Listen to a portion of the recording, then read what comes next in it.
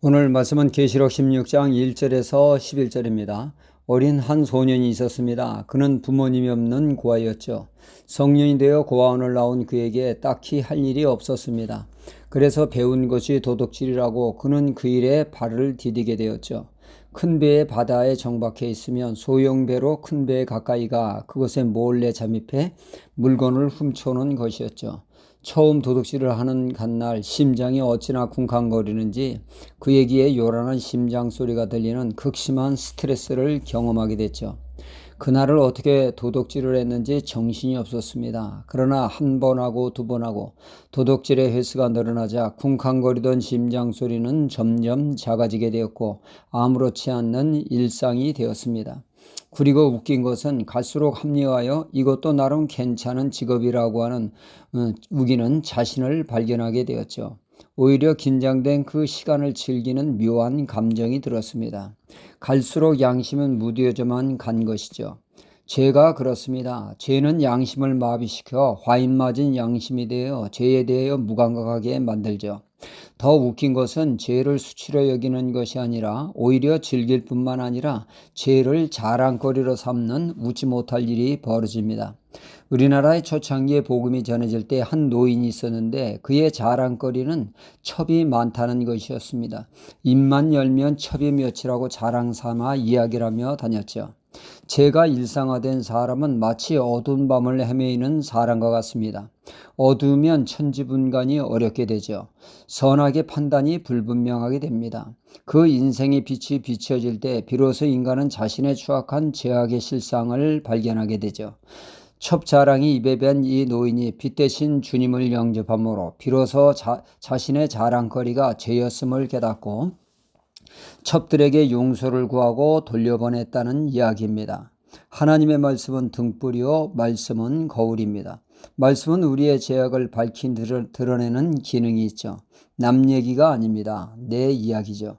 아브라함 이야기가 나를 향한 말씀이요 다윗에게 주시는 말씀이 우리에게 주시는 말씀이라는 것이죠. 남들의 죄에 사태질하며 비난하며 정죄하는 것이 아니라 내 자신을 돌아보는 계기로 삼는 것이 바람직한 모습이죠. 성경은 경전이라기보다는 스토리가 많습니다. 이는 성경이 우리를 돌아보게 하는 거울이 되기 때문이죠. 가령 다윗이 범죄했을 때 하나님은 나단 선지자를 보내 한 부자 이야기를 들려주지 않았습니까? 한 동네에 부자가 살고 있었고 가난한 사람이 같이 살고 있었죠. 어느 날 부자에게 손님이 찾아왔을 때 그는 손님을 대접해야 했습니다.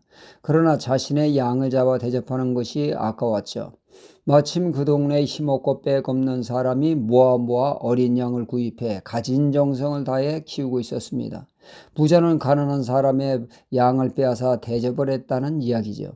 이 부자가 누구를 뜻합니까? 제 가운데 있는 다윗을 뜻하는 것이로 이 말씀을 들은 다윗은 말씀을 거울 삼아 자신을 돌아봐 자신의 죄를 깨달아야 했던 것입니다.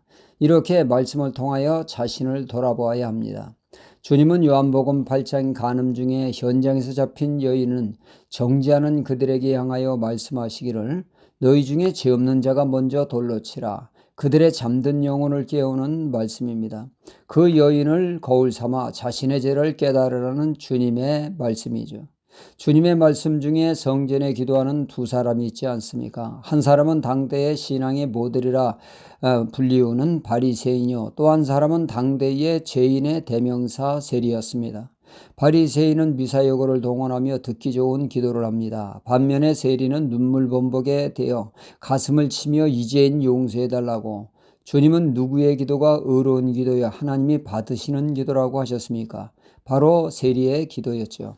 참된 회개가 있는 기도, 하나님이 죄인들에게 바라시는 기도입니다. 그 기도가 하나님과의 관계 회복을 가져오기 때문이죠. 그러나 당대의인 바리새인의 기도는 어떠합니까? 그의 기도에는 그의 의에 대한 자랑과 감사가 넘쳐나고 있지만 아무리 눈시고 보아도 죄에 대한 회개는 전혀 없습니다. 온통 나 잘났소입니다. 그는 거룩한 것 같으나 실상은 어둠 속에 헤매는 가련한 인생이었던 것입니다.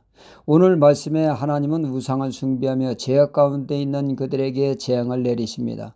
심판하십니다. 하나님은 심판 가운데 그들이 회개하여 하나님께 돌아올 기회를 주지만 그들은 그 고통 가운데서도 끝까지 회개하지 않는다는 말씀이죠. 회개할 기회를 철저히 무시하는 그들에게 더 이상 희망은 없었던 것입니다. 우리가 살다 보면 죄를 짓게 됩니다. 죄를 깨우치는 성령의 역사, 말씀의 역사에 우리는 용기를 내어 회개하는 사람이 되어야겠습니다. 회개함으로 하나님께 영광 돌리며 하나님과의 관계를 회복해야겠습니다. 할렐루야.